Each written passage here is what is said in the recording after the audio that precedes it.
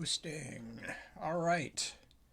So I appear to be on, and my microphone is on this time. For those of you who don't know what I'm referring to, last night I spent the first 5 minutes blathering away about all kinds of things, and then suddenly looked down and realized the little green light on my microphone was not on. And then I went back because I can't look at the actual places that the reading is being posted while I'm doing other things. And so I finally went and looked at it, and all these people are saying, no sound, no sound. And so tonight the sound is on. Unless something is gravely wrong, that sound is on.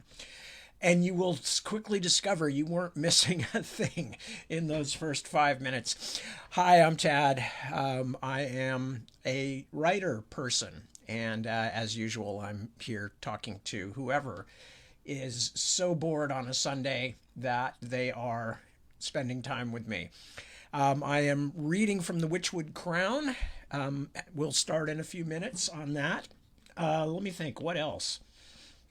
I already mentioned for those people who only listen to one of them or only see one at a time, or whatever of the two broadcasts I do on the weekend. I said last night that I'd been thinking about doing some Halloween stuff, and that I was actually reading some really good, appropriate Halloween type short stories, ghost stories, and monster stories, and things like that. And realized as I was finishing one of them that it was actually kind of depressing after the last year and a half that we've had. I just wasn't quite in the mood to fully enjoy a horror story or two or three. So I'm continuing with Witchwood Crown instead. In other news, I've also been, for various complicated reasons, I've been listening to George Newbern, the actor George Newbern, reading the Otherland books, the Audible, audiobook version. And he does a really good job. There's no question about that. So this is not really about George. I'm just mentioning it. But I was just thinking again and going, God, I hope somebody remembers these books someday. Because I really think they're, in some ways, I know most people are prefer my fantasy or my straight fantasy, if you want to call it that.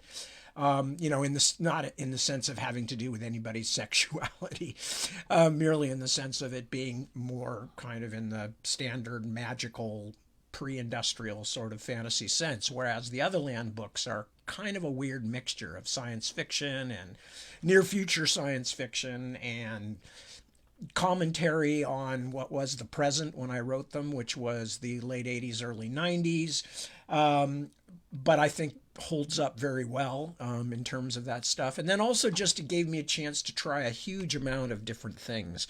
A lot of things that interested me, but also as a story, it allowed me to use many, many different layers of stuff. So there's all these different thematic elements in it that were I hardly remember writing it now. It's been so long, but I mean, my recollection is that it was wonderful fun. It was a huge amount of work because I had so many real world settings and virtual settings, because most of the story takes place in virtual worlds. In other words, not real worlds, but they're supposed to be so perfect that they feel real.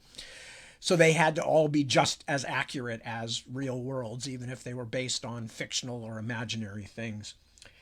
So I had to do, and this was pre-internet, of course, so I had to do a huge amount of research. I remember going through 12 books or more per chapter sometimes to get details and stuff. But anyway, so I just reading them again, I'm very proud of those, or listening to them again, I'm very proud of those books. And, I hope in over the long time, and probably not in my lifetime, that they will get the attention that I hope that they deserve. I flatter myself that they deserve, because I think in some ways they were my best work, certainly my most wide-ranging work.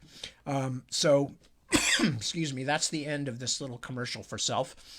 Just been thinking about it a lot today, because of course one of the interesting things about listening to or reading one's own work is if it's 30 years old, you don't remember doing half of it. I mean, you remember bits and pieces. You go, oh yeah, that, I remember where that came from, or oh yeah, I remember writing that bit or struggling with that bit or whatever the case may be.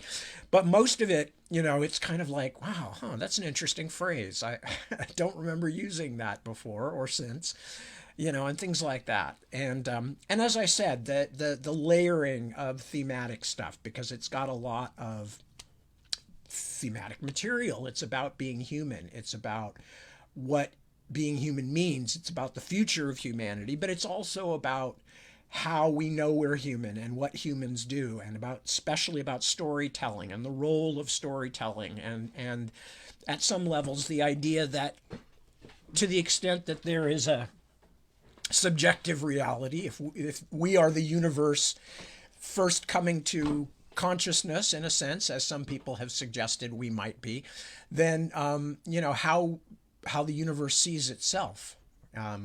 What story is the universe telling itself, and a bunch of things like that all kind of run through the story. But also there's just a lot of, for those of you who haven't read the books, there's also just a lot of good old-fashioned adventure stuff. Don't worry. There's a lot of monsters and things chasing people, and difficult problems to solve and things like that. I don't know why I got off on this long Otherland disquisition, except just because I've been listening to River of Blue Fire. As I mentioned, the audiobook narrated by George Newbern, the actor, who also did the Bobby Dollar books on the Audible series, and did a really good job with those too. But anyway, so I've just been listening to them, and I was just thinking again, yeah, I know I wrote these 30 years ago, but I'm still very proud of these books, and I hope they get more attention someday. In certain parts of the world, certainly in Europe, and especially in Germany, they are much more of a, forgive the self-aggrandizing term, but they're much closer to being a sort of a science fiction fantasy classic. Walter Adler did a 24-hour radio play based on Otherland, which was wonderful, and made a big splash there when it was done in the early 2000s, which it's shocking to realize now is already so far in the rearview mirror. Anyway, but in general, and certainly in America, they're nowhere near as well known as my fantasy books. And of course, my fantasy books aren't as nearly well known as a lot of other people's fantasy books. So, but that's my particular, I don't want to say cross to bear, because that sounds like, talk about self-aggrandizing.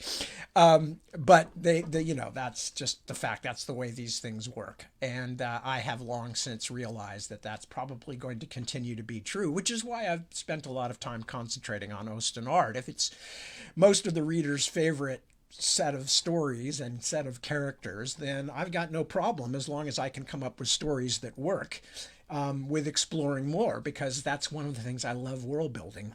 One of the things I love about world building is the more you world build, the more real the world becomes. So the books we're reading now, Witchwood Crown and its successors, have all allowed me to go back to the Ostenard world and add even more detail to it and flesh it out even more. And the books that I'm going to be writing next, starting with The Splintered Sun, are going to allow me to grab another pocket of Ostenard and explore it in depth, which is coincidentally going to be a lot of it going to be in Hernistir, which is the section that I'm starting with tonight, is based in Hernistir. So that's basically it, what I wanted to say. Not that I planned to say any of it. As usual, I never plan anything ahead of time, which is why I wind up with my microphone off and things like that. So let me just quickly check and see if if I've left my camera off or something, because anything's possible. So what do we got? Who's checked in? Sarah McAtee has checked in. Chris Fobb. Angie. Hello, Angie. Ray. Hello, Ray. Oh, stop that. It keeps going away. Corey Berge. That's a name I don't recognize. Deb Betcher or Bocher. It's an OE, so it could be pronounced either way. Claudia. Hello, good to see you. Isaac. A pleasure as always. Becca. Hi, Becca. And Kristen and Emily. Hello to all of you and welcome back. Pierre. Pierre Danger Fuqua. I love that name. Is it Danger or is it Danger just like you decided to pick that as your middle name? Curious, just, inquiring minds want to know.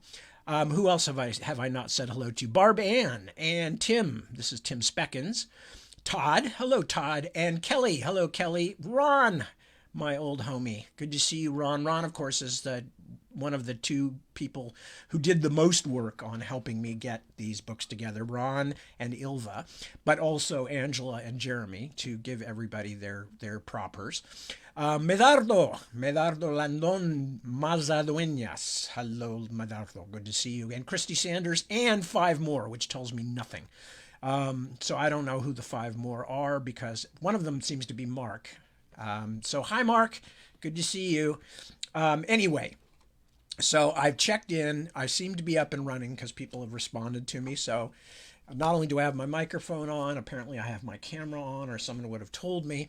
And I'm going to go ahead and start reading since I started late last night because of my own stupidity.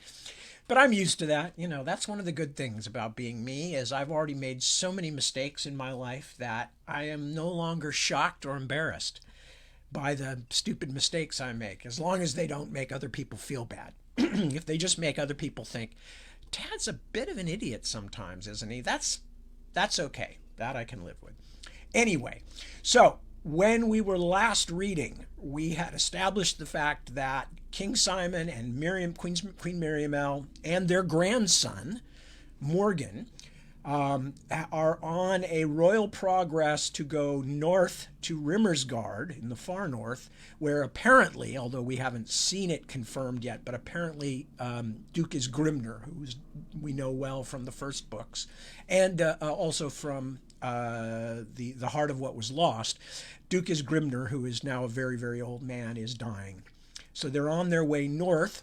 Morgan is in a lot of trouble, as usual, with his grandparents because he's a bit feckless. He spends most of his time sort of drinking and dicing and wenching with his cronies, and they're pretty much disgusted with him. And they've been kept waiting in Hernistir, where the subordinate king, King Hugh, because Simon and Miriamel are the High King and High Queen. So even though King Hugh of Hernistir is a king, he is subordinate to them. But he's been acting very strange, and they've just been in a banquet with Hugh and Hugh's girlfriend, for lack of a better term, Tillith, Lady Tillith. And they have a kind of a creepy feeling about it. But at the moment, we're following Count Aelair, who is now getting a bit elderly, but he's the same Aelair that you will know if you read the first books. And Aelair is following the Dowager Queen Inawin out of the banquet because she's left early, because he wants to find out what's going on with her. So that's where we are, and that's where I'm starting, a new section. He caught up to her in the lower ward outside the great hall. Queen Inawin, Highness. Inawin's maid continued a few discreet steps ahead as her mistress turned. For a moment, Aolair saw not the mature... Oops, hang on, sorry, I just hit the wrong thing here. I hope that didn't... No, okay, we're still good. Sorry, I'm going to start that bit again. He caught up to her in the lower ward outside the great hall. Queen Inawin, Highness! Inawin's maid continued a few discreet steps ahead as her mistress turned. For a moment, Aolair saw not the mature, almost elderly woman who had left the hall, but Inawin as he had once known her, golden-haired and fair of skin, threatened by shadows all around. You honor me, Count Aolair, she said in Hernistiri. The soft burr of his mother tongue reminded him of several things, not least the ticklishly warm feeling of Inawin whispering it into his ear so long ago that it seemed like another life. Please, lady, in your mouth a title seems something shameful, at least for me. It has been too long, Inawin. You look well. Her smile did not have much conviction. I look like what I am, an old woman, old and in the way. Never. But her words struck him. In the way of what? Do you object to the king's upcoming marriage?" She glanced at her maid, who was pretending to look up at the stars a short distance ahead, and at the two guards who had accompanied them from the great hall. "Oh, no," she said. "Who could object to the king's happiness? But come to the queen's little house and talk with me a while. I have no wine worth serving you, but there might be a little mead left from the midwinter festivities." "I've not had proper mead in months. No, 2 years, my good lady, since I was last in Hernus Adharc. I would be honoured." The queen's little house was in truth not so little, a square 3-story structure in the modern style near the outer wall of the Teg. Aolair sat in a deep chair in the parlour as the maid was dispatched to the kitchen in search of mead. "I have a bottle here we can start with," said Inawan, producing a ceramic jug from a sideboard and pouring it into 2 small glasses of fine workmanship. "It's made from Kirkhoil clover honey." Aolair took his glass and sniffed it as they settled into chairs by the fireplace. "Lovely. Then what use have we for the other?" "The use of giving my maid something to do for a few minutes. You asked me a question. I gave you an answer." "Did you believe it?" He was almost amused to see this version of Inawan. "You have become a plotter then, my dear. What happened to the shy, truthful young woman I once knew?" She gave him a sad look. "You mock me, sir." "No, not at all. Talk to me, then. Do you dislike the idea of the king's marriage?" He thought it would not be surprising if Inawan felt protective toward Hugh, and Tilith was certainly no subservient virgin bride. "Marriage is a necessity. Do you know how many children he has fathered without benefit of one? 7. 7 that are known. Can you imagine the furor if he died without a chosen heir?" The mere idea of a half-dozen claimants to the Hernesteri throne was enough to make Aolair suppress a shudder. "Yes, I think I can. So the marriage will be a good thing, then?" "If he wed someone else, it would be." And although they were alone in the spacious room, she lowered her voice. "But not to that little witch." Aolair could not help being startled by the harshness of her words. "She is so bad, then? Or is it her father, whose ambitions reach too high?" He was a loyal bondsman to King Luth, as I remember." "No, her father's trustworthy enough. A fat old gentleman, farmer, now that his fighting days are past, fond of meat and drink and bragging about his cattle. He gained much land when he married Tilith to the Earl of Glenorga. It is the daughter herself, Tilith, that I fear." The Dowager Queen pursed her lips. "She is a witch." "You've used that word twice. Does it mean more than your dislike?" Inawan looked down at her glass for a moment. The firelight filled the room with long, dark shapes that moved as though in anticipation of something. "I do not know, Aolair, but I have heard many rumors, and some of them are frightening to me." "What do those rumors say?" "If I tell you, you will be certain my wits are gone." She shook her head.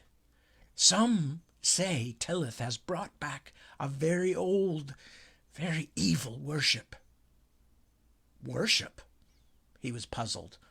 "I am not sure I understand, my lady, nor would I believe it anyway. You, of all people, should know that kings' favourites often attract ugly tales." Inawan grimaced. "Yes, some cruel things were said of me also, but nobody ever accused me of reviving the rituals of the Crow Mother." "The—" Aolair could scarcely believe he had heard it. "The maker of orphans? The Morga?" Even indoors beside a fire, a shiver travelled up his backbone. "Nobody would be so mad. It took Hernesteri hundreds of years to destroy that horrid cult. Still, that is what I am told, and by those who have no reason to lie to me. They say she has become fascinated with the Dark Mother, and she and some followers try to summon her." Why?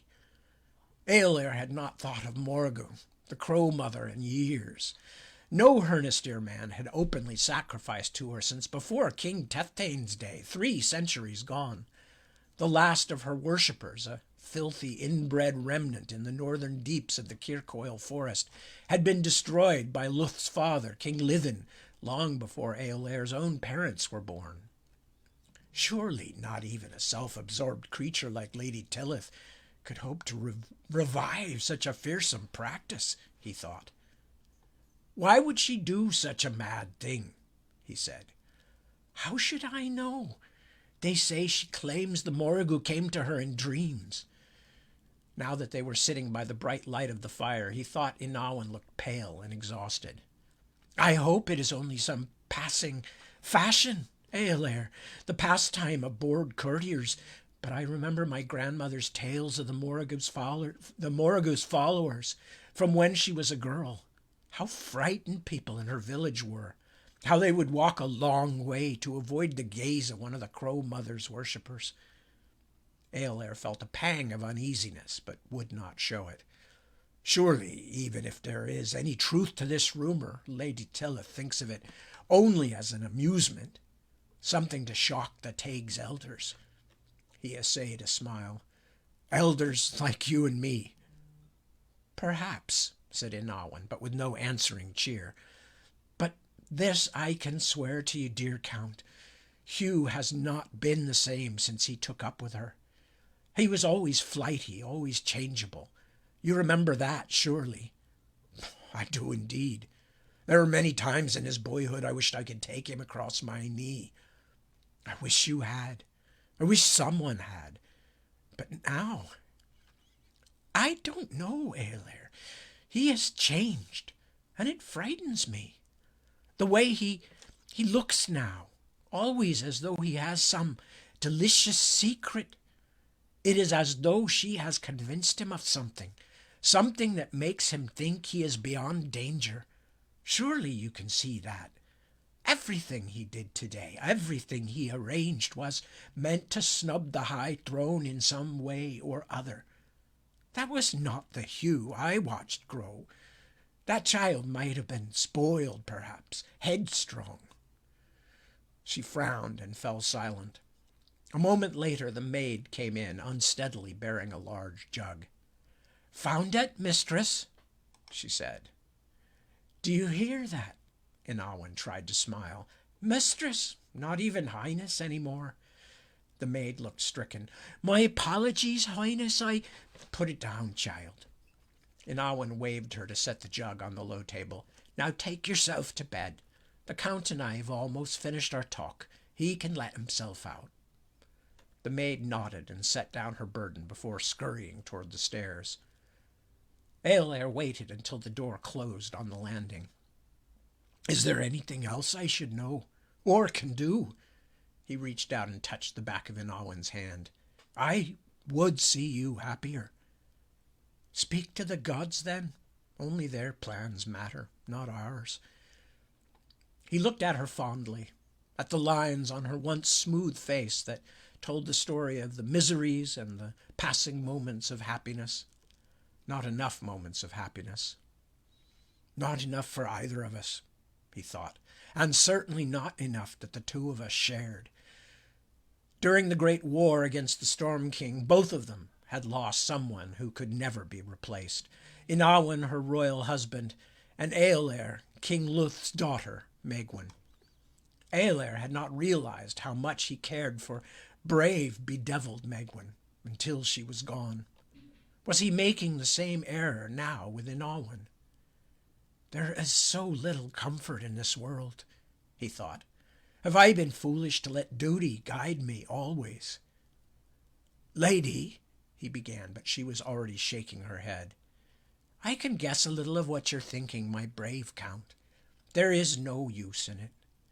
We are what we are, and our roads ran side by side for only a short while. But you will always be dear to me, Aolair.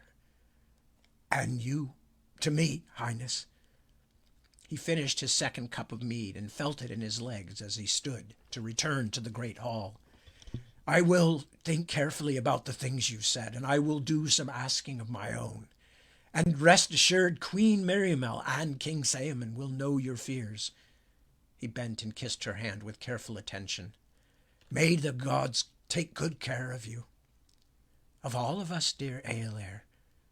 She finally smiled, but it was a half-hearted thing. "It is so strange to see you with your hair all grey. I cannot even think how I must look to you. Yes, may the gods watch over us closely, because we are all in need of the gods' good care." Chapter 5. Awake. She blinked. Soja always blinked when she stepped out of the great Nakiga gates, and her eyes always watered. Freezing winter had imprisoned her under the mountain for months. Even the cloud-smothered white ember that was the northern sun dazzled her to blindness.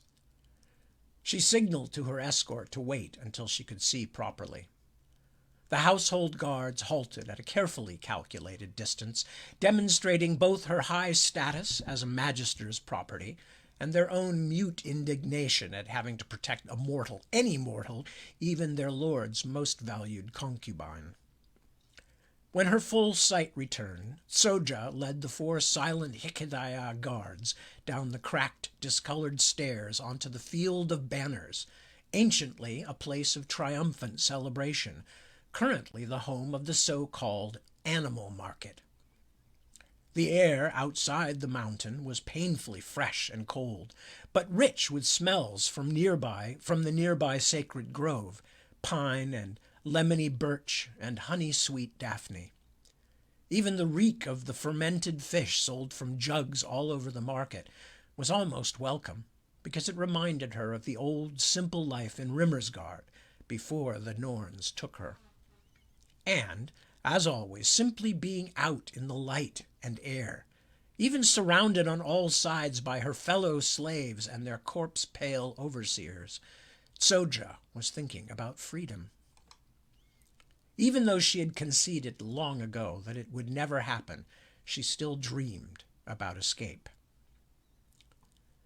As she made her way down the untidy rows of mortal vendors and mortal buyers, she stopped to look at some gloves offered for barter on a crumbled stone table, while the woman who had made them squatted beside it to stay out of the wind.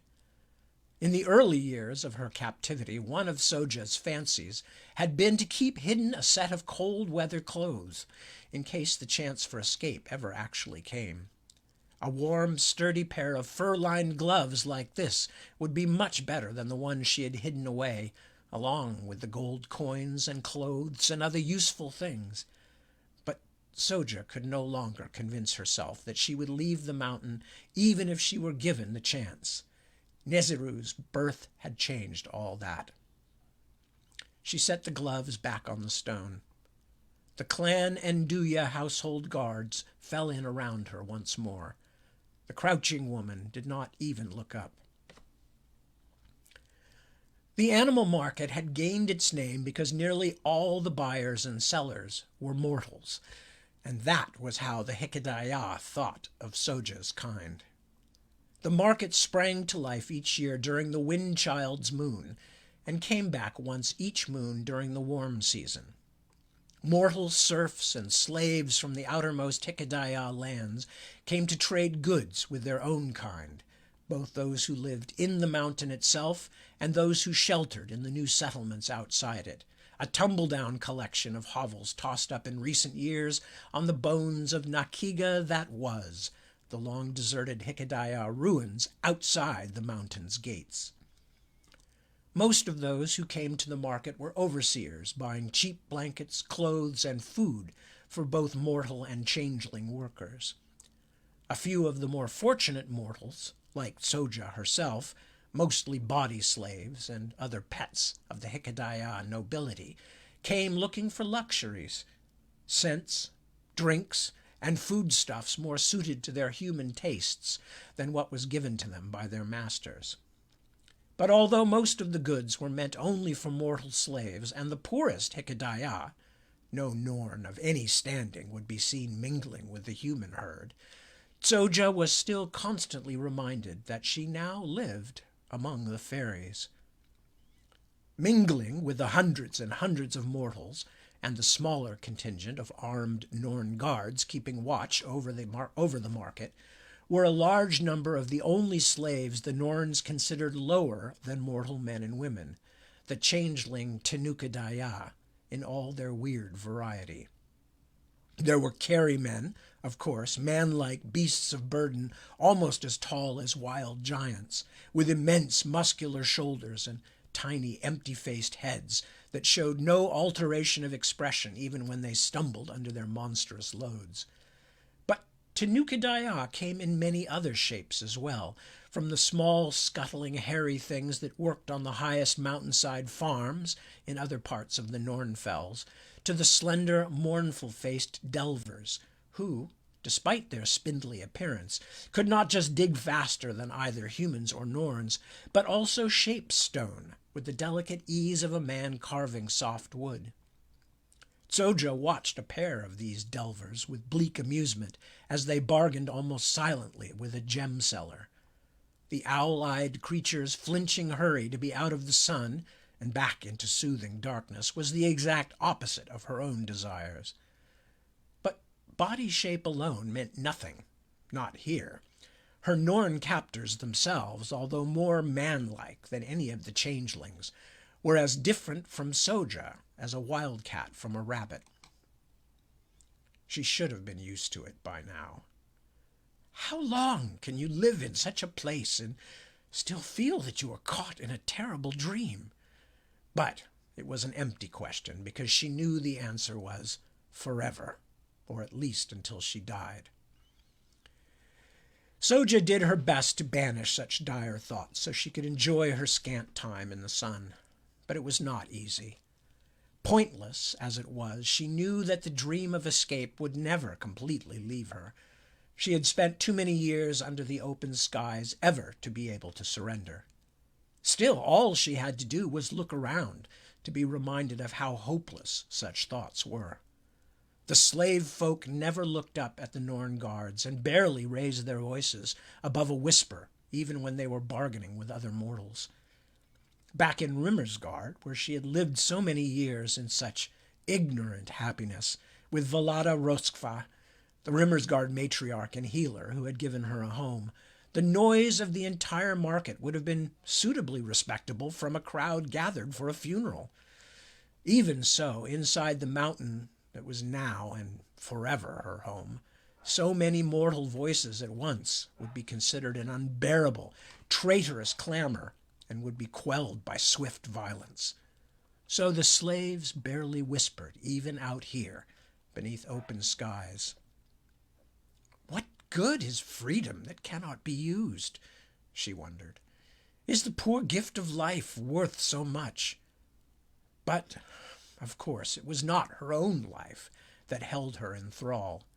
And because she had given birth to that beloved life, Soja knew she was doomed to live and die among a people stranger to her than the beasts of the field, and would never know real peace. Even Soja's Hikadaya lord and lover, Vieki, who was unlike his kindred in so many other ways, and who had been more considerate of her than any other of his kind would ever have been, even Vieki did not understand Soja's restlessness. The Magister seemed to consider it an endearing but inexplicable mortal oddity, as a child might laugh at a dog chasing its tail, seeing only the low comedy and not the horrible futility. And Vieki was by far the best of them. It took a long time to walk up and down the crooked rows, and snow was beginning to flurry before she had finished, but Soja was determined to stay in the light as long as possible. The market was large. The site had once been the Norns' field of banners, a broad ceremonial ground in front of the mountain gates, last used for its intended purpose centuries past, when most of the north had been ruled by the Hikadaya. The Rimmersmen who had come to Ostenard out of the lost west had changed that, beyond all recognition, long ages before Soja had been born. The thick-bearded mortal warriors had conquered all the way down through Erkinland, killing Norns and their Scythy kin in great numbers, and killing countless mortals as well. After the Northmen came, her mistress Röskva had taught her, the Scythi had deserted their old cities and fled to the forests, while the Norns had withdrawn here to their mountain capital and last stronghold, swearing never to give it up, to fight until the last Hikedaya was dead. After living 2 decades amidst these fierce immortals, she did not doubt they would do just that. And what if war does come again? She could not help wondering. Whose side will I be on? My own people's or my daughter's? The guards were giving her hard looks now. It was clear they thought it time to go back to the mountain, but Soja knew the weather might turn again, and the deep snows return, which would mean no more outdoor markets for several moons.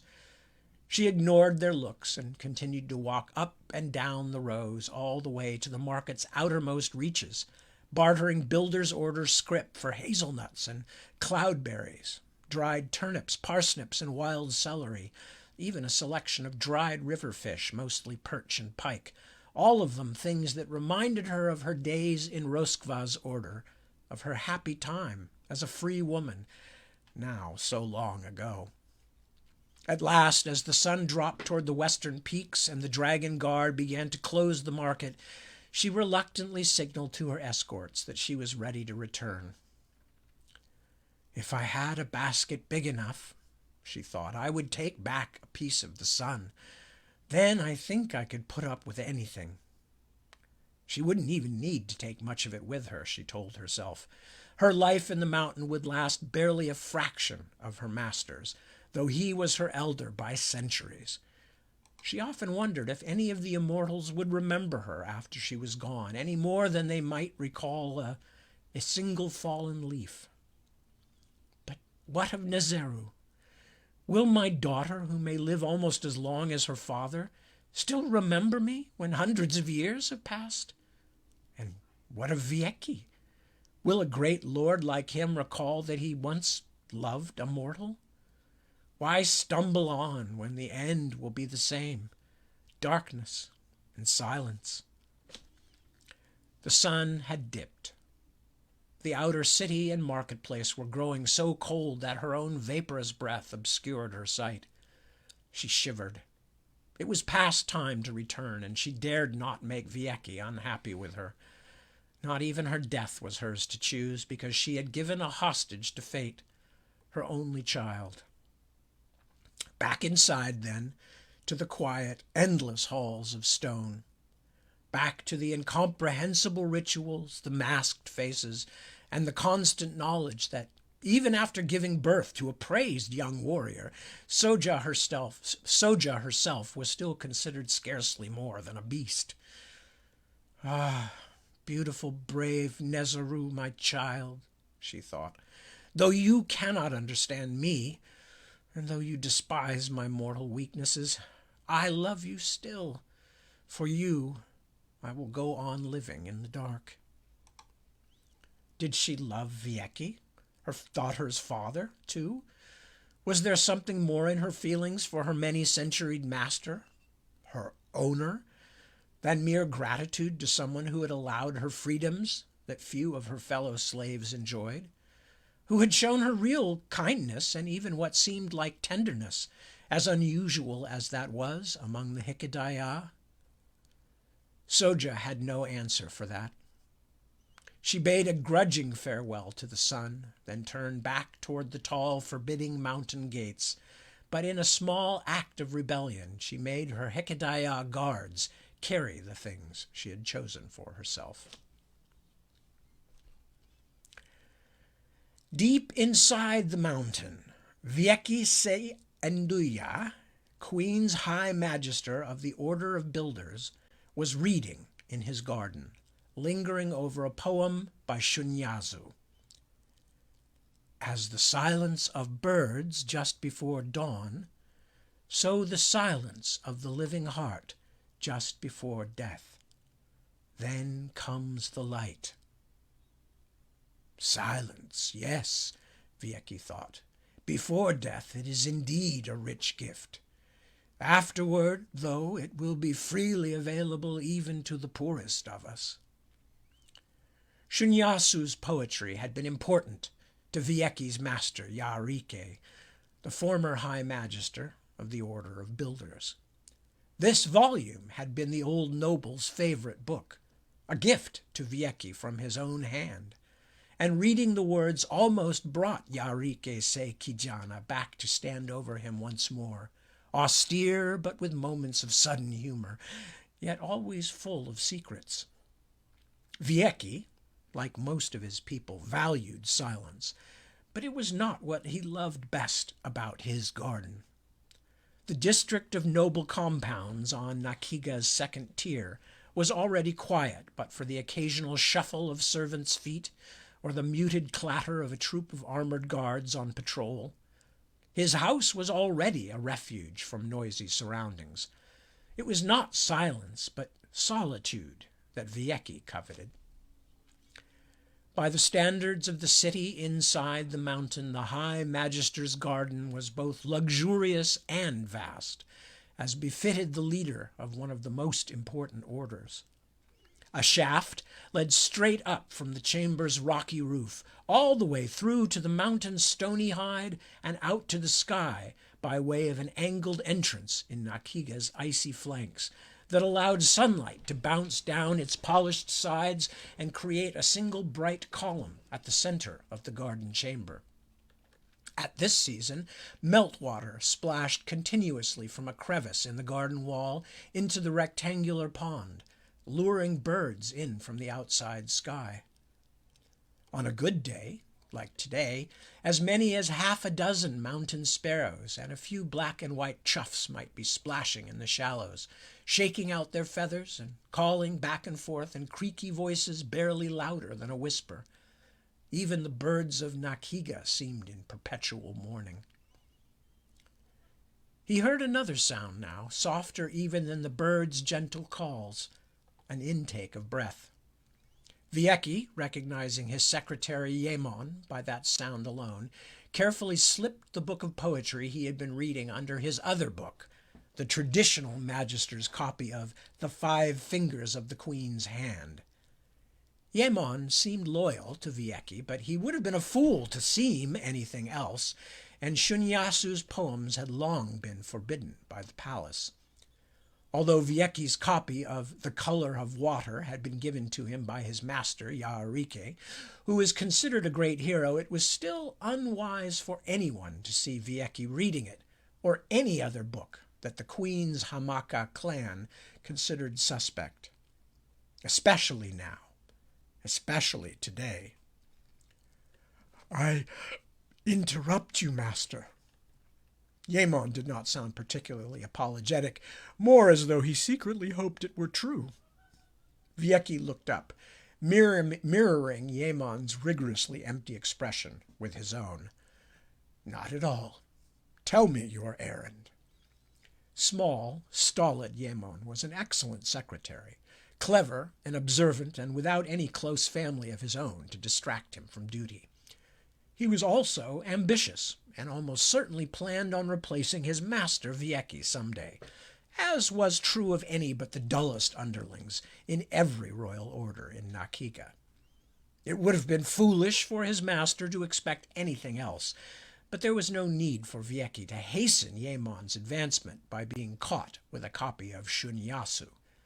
He risked a brief downward glance to make sure the forbidden book was not visible. "Your appointed time at the palace is at evening bell, master," Yemon reminded him, although they both knew Viecki would sooner forget his own name than a summons from the mother of the people. "Shall I have the litter ready in the hour before, or do you wish to leave the house sooner than that?" "I will not need the litter. I will walk." He did not have to see him to know that Yemon had infinitesimally raised an eyebrow, as he always did when his master did something he thought oddly sentimental or foolish, a hair's breadth movement, as telling as a hiss of contempt. Indeed, High Magister, I will have the guards ready an hour before the bell. Thank you, Yaemon. You may go. Queen Utuku's summons, of course, was the reason Vieki had gone searching for solitude, and why he had been tempted into taking out the forbidden book. Although the poet was long, long dead, Shuniyasu of Blue Spirit Peak had written in sorrowful yet dancing words of just such moments as this, of trying to choose between perfect duty and the importunities of conscience. Vieki had stood atop such high and frightening places before, but he had never learned to like them. This time his dilemma was a simple one, at least in its root. Vieki had been summoned to the highest honor any Hikidaya could have, a meeting with Queen Utuku herself, the immortal ruler of his people and mother of the race. But he did not want to go. In fact, the High Magister had to admit to himself he was afraid. The messenger had arrived at the door only an hour before with a summons to the royal palace. It would be the first time, his first time, waiting on the queen since she had awakened from the deep, decades-long sleep called Ketaindra, and also his first time meeting her since he had been elevated to High Magister of the Builders. The thought of the coming audience filled him with dread, in part because his loyalty to his old master Yarike meant that Vieki had kept secrets even from the palace itself. Vieki had made difficult decisions during the years of the queen's sleep, always trying to do what was best for his monarch and his people, but he knew as well as anyone that good faith and good intentions were no defense against the queen's unhappiness. The pits in the field of the nameless were full of the scorched bones of those who had meant well but failed to please her. He sighed and called out for a servant. Moments later, a bent older Hikidaya, whose name Vieki always had difficulty remembering, crept in on silent bare feet. Please remind Lady Kimabu that I am called to attend the queen herself at the evening bell. May she reign over us always, Vieki told him. I do not know when I will return because I will be at the disposal of the mother of all. So please give my wife my most sincere regrets and bid her dine without me. The servant bowed and withdrew. The interruptions had long ago sent the birds swooping back up the shaft, so the pond was again still. For a moment Vieki hoped he might calm his thoughts once more and try to find a measure of peace. But the garden now seemed corrupted, the shaft of falling light too harshly bright, the pond too shallow, as though the darkness that had been lurking in his heart since the summons now touched his eyes and ears as well. Why do I fear the one who has given us so much? What is wrong with me that I cannot unreservedly love and trust our queen, who protects us against a world that hates us? Vieki could find no answer to that. He stood, straightened his clothing, and went in search of his mortal concubine, hoping that she had returned by now from the market outside the gates. As they lay naked in her narrow bed, the great stone bell in the distant Temple of Martyrs tolled once for the mid-hour. I must rise again, said Vieki. I look forward to that. Don't be wicked, Soja. I am called to the queen. But he did not wish to leave her embrace. Her warm skin against his seemed a sort of magic that defeated worry. How strange, he thought, that this mortal slave, this savage, short-lived creature from despised Rimmergard, should be able to bring him a peace. Sorry, let me read that again. How strange, he thought, that this mortal slave, this savage, short-lived creature from despised Rimmersgard, should be able to bring him peace when nothing and no one else could. Then you must go, of course, she said. "Surely you won't refuse?" "Refuse?" Viecki almost laughed, but the surprise of it was like a stumble while walking on a thin bridge above an abyss. Even to be amused was to be reminded of the depths that yawned beneath him. "I know you are ignorant of many things, little mortal, but any other of my people would strike you for that. Refuse the queen! I might as well tear my heart out of my breast and step on it." "But surely you have nothing to fear from her, my great lord. While she slept you have done everything she would wish, and done it well." Soja sat up a little, resting on one elbow, and her breasts settled against his arm. Viecki reached out and let his finger trail across them. How innocent she was, and how little she knew of the thorny tangle that was life in the queen's service. "Even I have done my part," she said brightly. "Did I not provide her with a warrior for our great order of sacrifice?" "Do not jest." Soja frowned. Her dark hair was disarranged and damp with sweat. She shook the strands out of her face. I didn't intend to, my lord. Together we made a daughter so clever and capable that she was chosen to be a queen's Talon at a younger age than any other. Your true wife cannot make such a claim, although she treats me as if she birthed Nezeru and I only order supper for you." "Enough," said Viecki. "Why did everyone seek to trouble him today? We will speak of this no longer. Our laws come from the garden itself and are not to be disputed. If anyone hears you speak this way, you will die in pain, and there will be nothing I can do to save you." Soja fell silent. Viecki nodded his approval. Mortals, even the cleverest ones, were like the birds of the meadows, chattering and piping at all hours.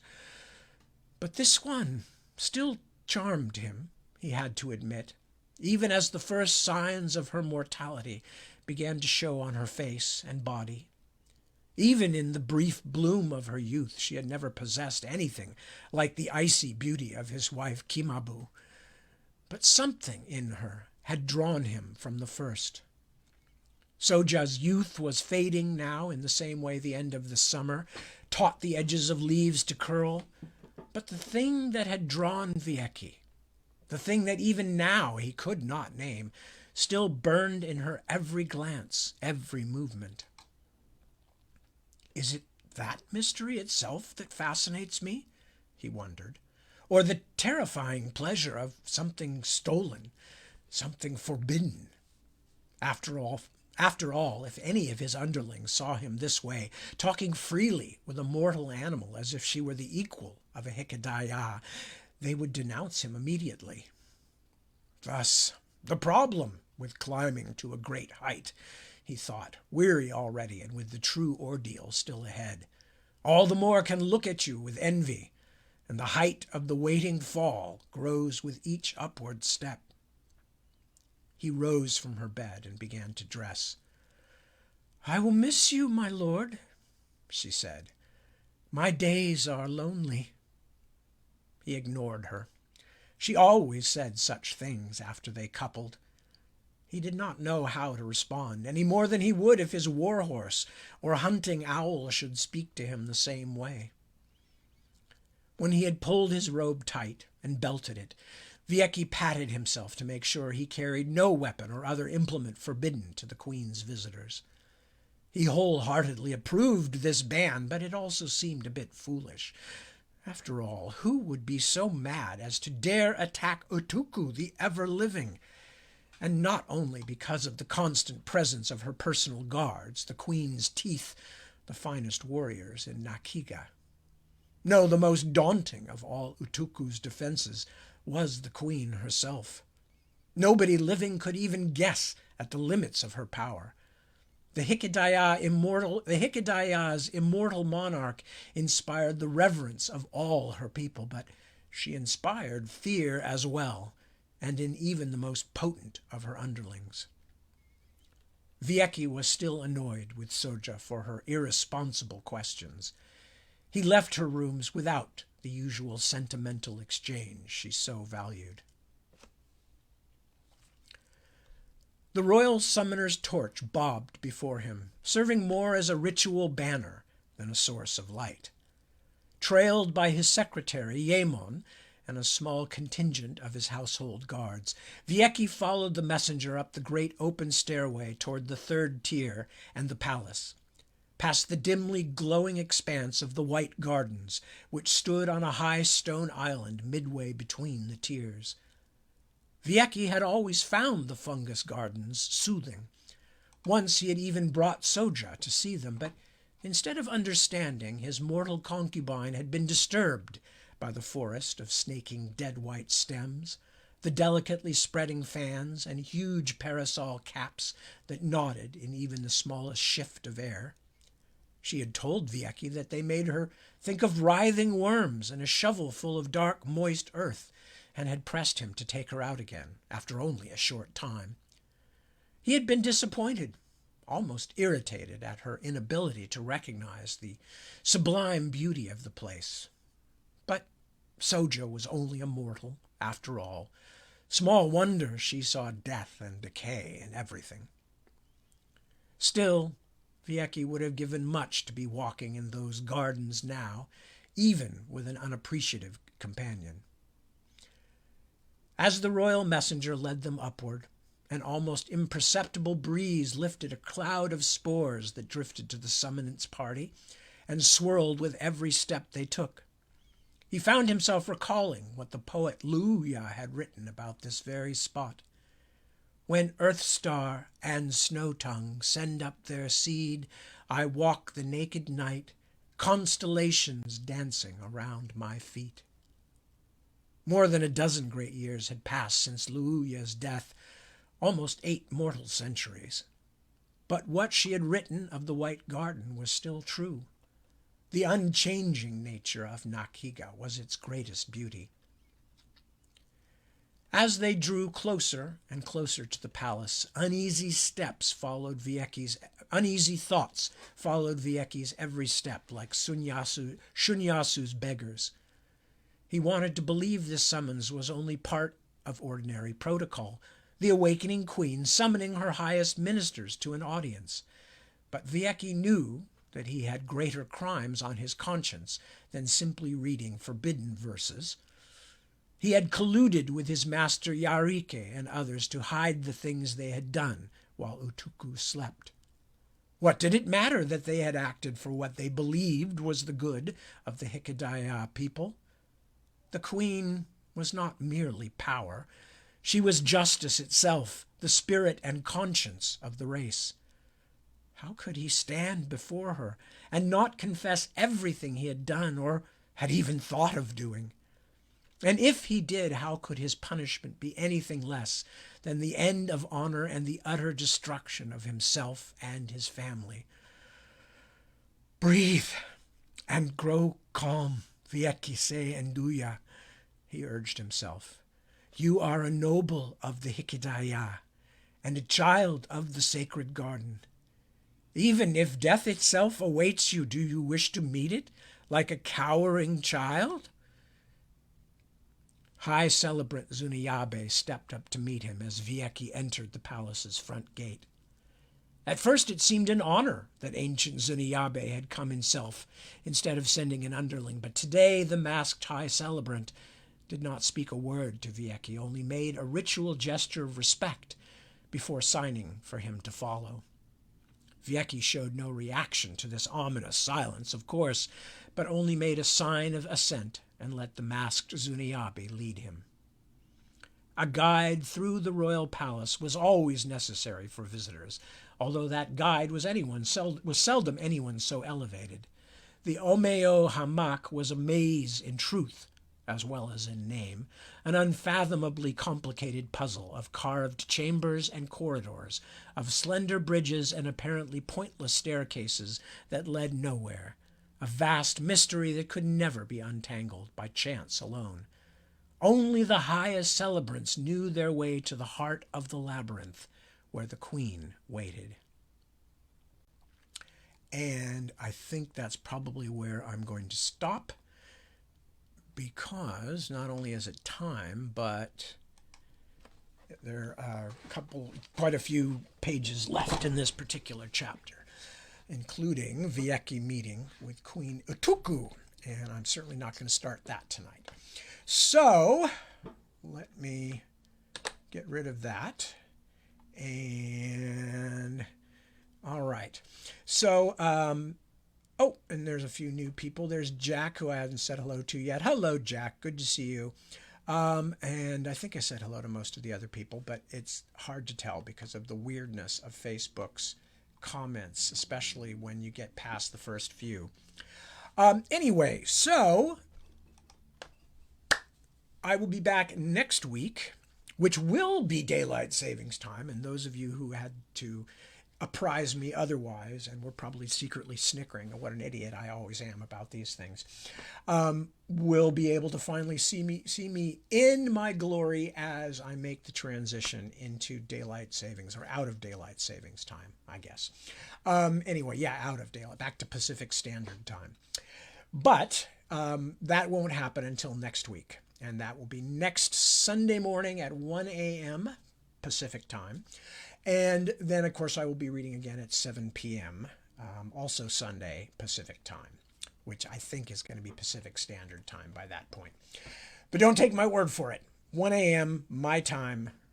If you're not sure when that is, please check, because as you've figured out by now, I am an extremely unreliable narrator when it comes to things like what time it is, where I live, who I am, and what is the secret of the universe. So while I'm thinking about the secret of the universe, I also want to say thanks again for joining me. A pleasure to spend time with you all, as always.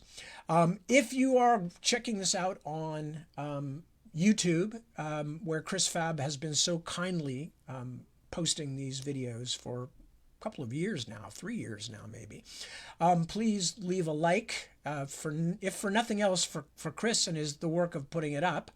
And you can probably subscribe too, and although you probably know by now when they go up, which is fairly soon after the reading. Anyway, so with that I will say good night, farewell. Not just goodbye, it also means do well, travel well, and experience life well. Be good to yourself, be good to those around you, loved ones and neighbors and friends and strangers. And we will all get through this life together, and that is a promise. So, peace, be good, have fun, and I will talk to you very soon.